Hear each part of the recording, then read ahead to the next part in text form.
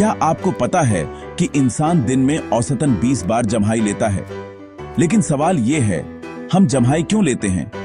लोग सोचते हैं कि ये सिर्फ नींद आने की निशानी है, लेकिन असली साइंस कहती है जब हमारा दिमाग ज्यादा थक जाता है या गर्म हो जाता है तो शरीर जम्हाई के जरिए ठंडी हवा अंदर खींचता है।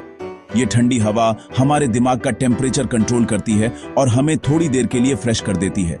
मतलब जम्हाई सिर्फ आलस नहीं, बल्कि दिमाग को कूल रखने का नेचुरल तरीका है। लाइक, शेयर, सब्सक्राइब करना ना भूलें।